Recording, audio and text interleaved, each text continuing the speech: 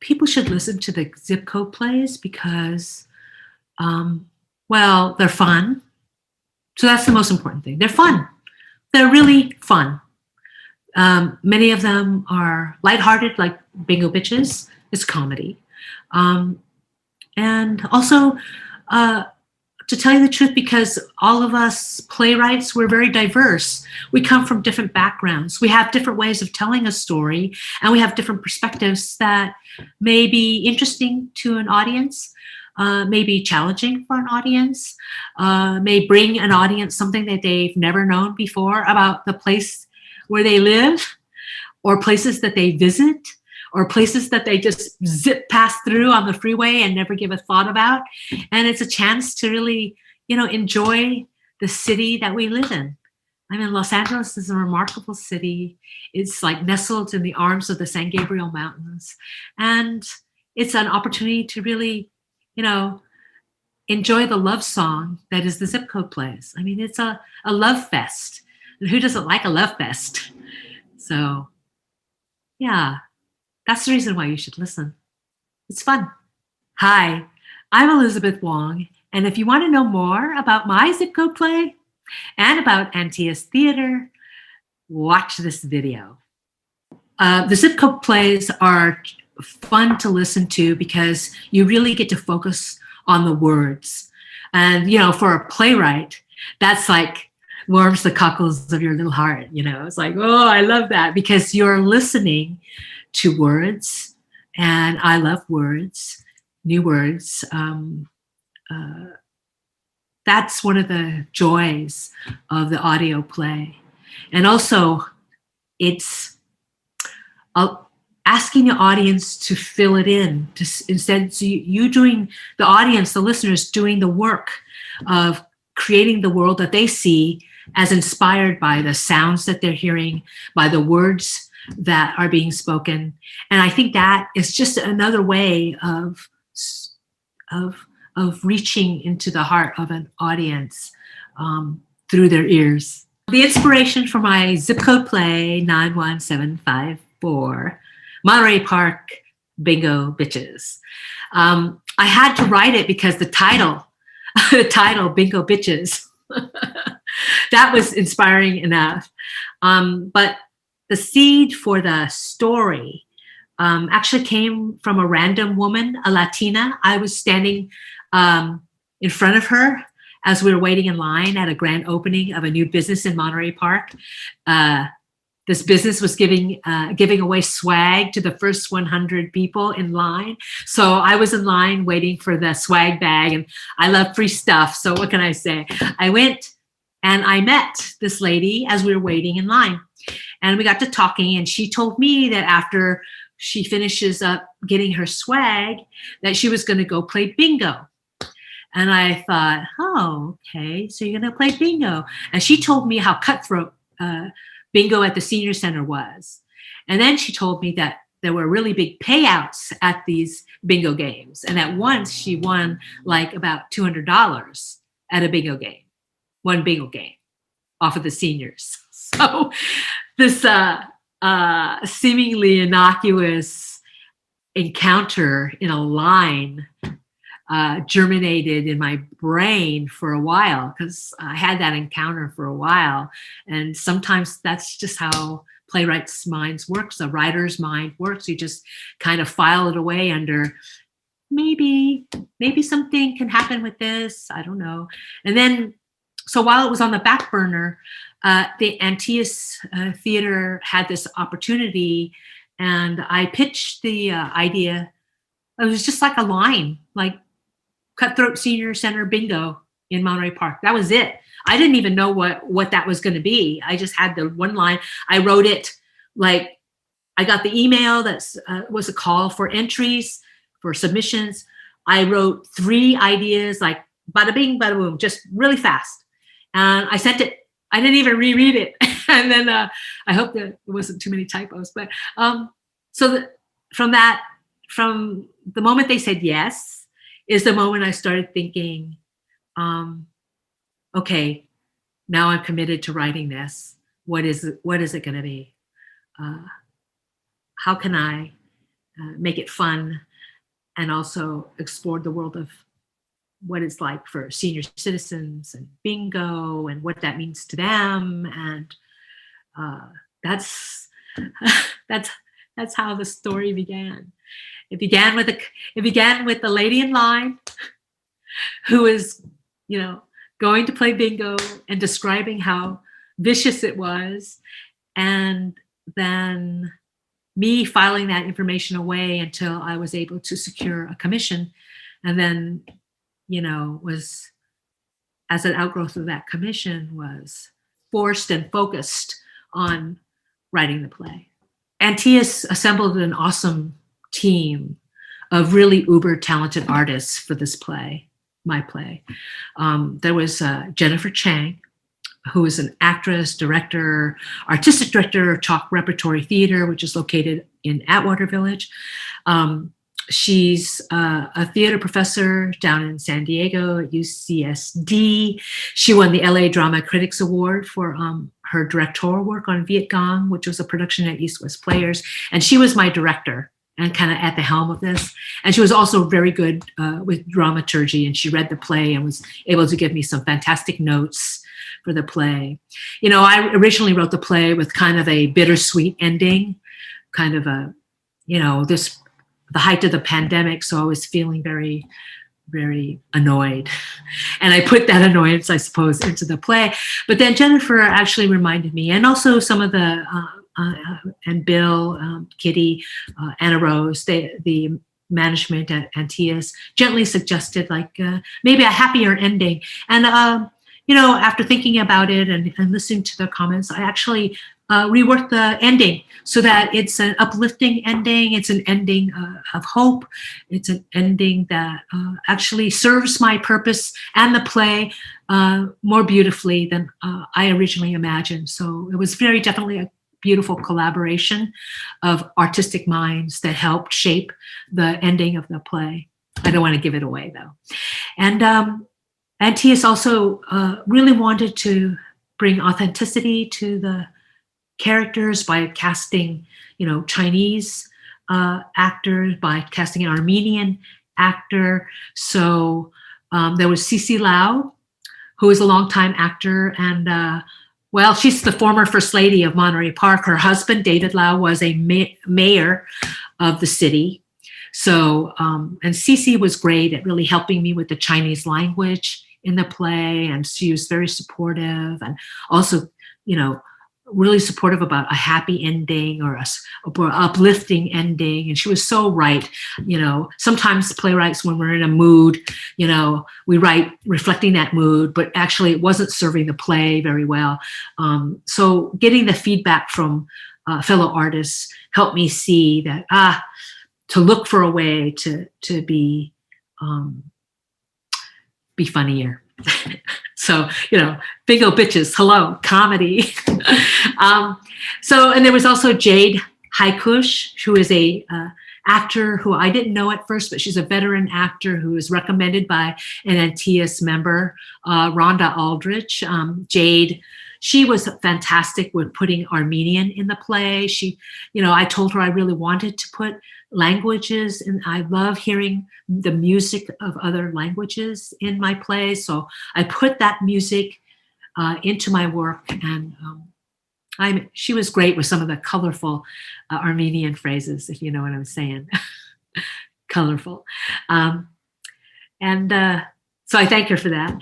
And then finally, last but not least, there was Karen Huey, who plays a character who is sort of based, a little bit like me, although I've never played bingo.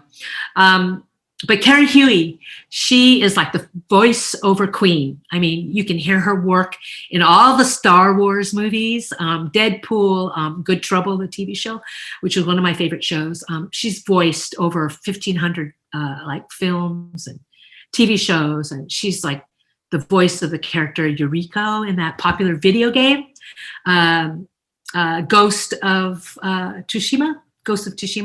And Karen supported my application, like I told you, to the Antaeus Playwrights Lab, and she's also a playwright. And in fact, I've taught her plays. I taught Songs of Harmony at Boston Conservatory at Berkeley, which is where I teach. I'm teaching contemporary Asian American plays and also script analysis at BOCO. And I was able to bring one of her plays to the students and introduce them to her work as a playwright. But most of all, she's my friend. And this is the first time I've ever had a chance to work with her. So that's always a pleasure, to be able to work with your friends. Yeah, it's really great to be able to work with your friends after all these years of, promising and thinking about working together. And at last, thanks to Antaeus, we got a chance to do it. And that was really awesome. So that was the cast. That was the director. And also I should mention someone who I work closely with, Jeff Gardner, who's won a bazillion awards. And he helped and developed the Foley and the soundscape, the world for Bingo Bitches. He was an absolute joy to work with. He honors the script. He honors the words. He knows how to enhance, as well as, just let the characters speak. So he's one of those rare people who knows sound when it helps and sound when silence is best. And it's just great to work with someone who's so collaborative. And he was a lot of fun for me to work with and bounce ideas off of, because this is my first audio play, my first one. So it was great to have some guidance from Jeff. Difference between a normal and regular play and an audio play obviously is that the audience cannot see that the actors are 80 years old. That if we were on stage, you would be able to see that my characters are all in their 80s. They could do that with costuming. They can do that with lighting. They do that with their acting sculptures in space with their bodies. You could see that in a play. But in an audio play, you don't see that they're really 80 years old. I have to tell you that they're 80 and hint at their life, to hint at their timetable in their lives. Do you see what I'm saying? So the actors have to do, I have to work with an actor, thinking of the actor, how do I let the audience know through the actor that they don't see. So my work is different. I have to actually try to find a way to take things that would have been obvious were you to see it on stage, and I would have to write it in a way, finesse it in a way that isn't expositional. So I don't want exposition, so I'm going to have to try to hide it, but still find it, a way to tell you that they are older, they have different life experience, that over many, 80 years, I have a character who's over 100. So because they're older like this, you have to they have to discuss life experiences. And that actually informed the play. It gave the play its connection, their historical connection that people who are older may have from the life that they lived, the history that they have seen. So that history that they have seen, that history that they have lived, the things that inform who they are, play out in my play. So it's a comedy, but it is also how people connect through their histories, not only personal history, but also world history. So that's one of the ways that you have to think differently when you're writing a stage play versus an audio play. And also, as I said, sound is a big, you create the world, you don't see it on stage. A of a bingo parlor or a bingo hall at the senior center. You don't see the bingo cage. You don't see the cards or the little dauber that they use to mark their numbers as it's being called. You don't see that on stage, but you hear it in an audio play. And then you, the audience, can imagine what that place looks like. And your place that you imagine in your mind is going to be totally different than the place that I imagine in my mind, or even in a stage play, because they give you the world that they imagine, the set designer imagines. So you don't have the benefit of what the set designer imagined. You have your own imagination in an audio play. And I think that's the wonderment of an audio play. And I'm just thrilled to have been able to write one finally. In a lot of ways, our plays also dovetail, because I don't know how that happens, but it's weird how that happens, that the synchronicity that we all kind of found a way to modernize and make vivid something that was happened in the past, that was in the past, a history from the maybe unknown history or forgotten history from the past. And both Wyatt and I do that in our plays. And the other plays do it too, to varying degrees. So it is kind of amazing that there is some kind of weird psychic, subconscious thread that we all kind of like dove into the cosmic idea pool and then kind of got out and then started writing our plays. And we all have little suggestions that interrelate to one another. And I was surprised actually that we all did something that was so, that the tendrils from the past kind of informed the present of the play. What I want the audience to get out of Bingo Bitches is just pure enjoyment. I just want to make your life a little lighter, to make you smile when you hear the play. You know, I'm not going to lie and say I didn't sneak some sneaky, serious things in the play, but for the most part, my purpose was to uplift and to offer enjoyment and pleasure, and to introduce audiences to a community that they may not know about.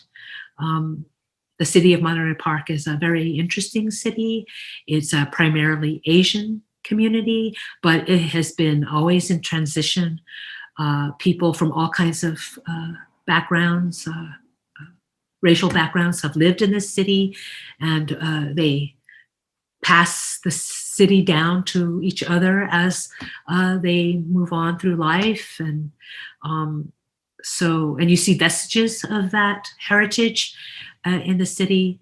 You know, Monterey Park used to be, the Gabrielino, Shoshone Gabrielino Indian territory, and then it, moved on to a Spanish, Latin, white, Asian. I mean, we all live here, or we all have heritage that, thanks to the Gabrielino, a tribe that used to live here, that we're by their graces living on this property. I'm living in this city, and I wouldn't have known that unless I started the zip code play journey. And in my research, as I was trying to figure out what to write, you learn things, and that's one of the benefits for me, as I learned about my own community. And I want to share what I learned and what I enjoyed and what insights I have from living here with the listeners to the Zip Code Plays. So I think that my first and foremost, though, is to offer entertainment and joy, and that's so important to me, especially with the pandemic having taken a year and a half of our lives.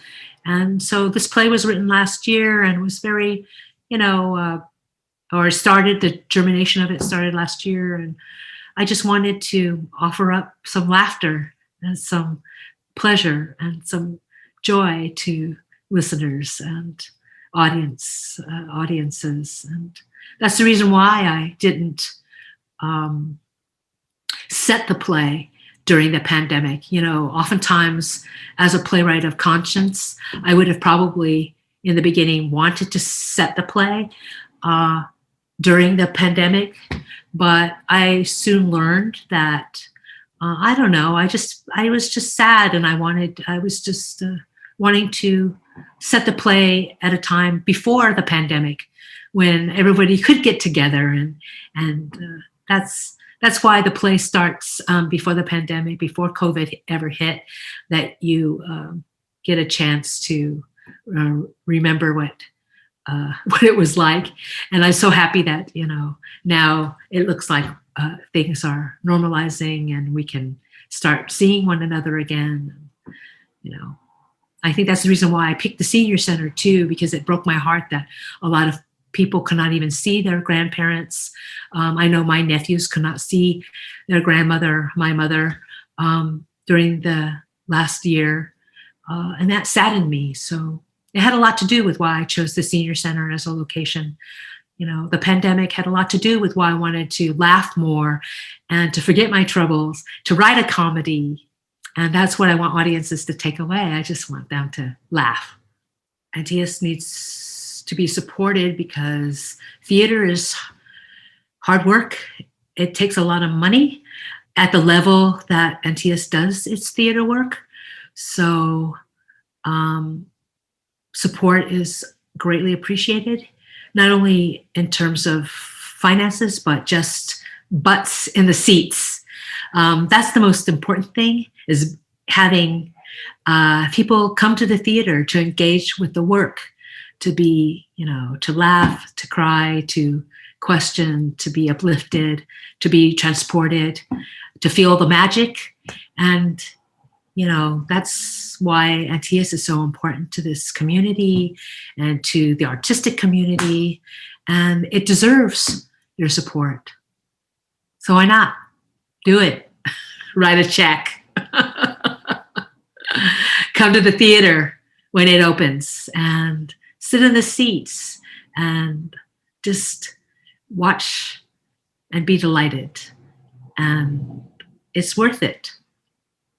I mean, this is the reason why we are all going to work, so that we can, you know, go to concerts, go to movies, and go experience the communal experience that is the theater.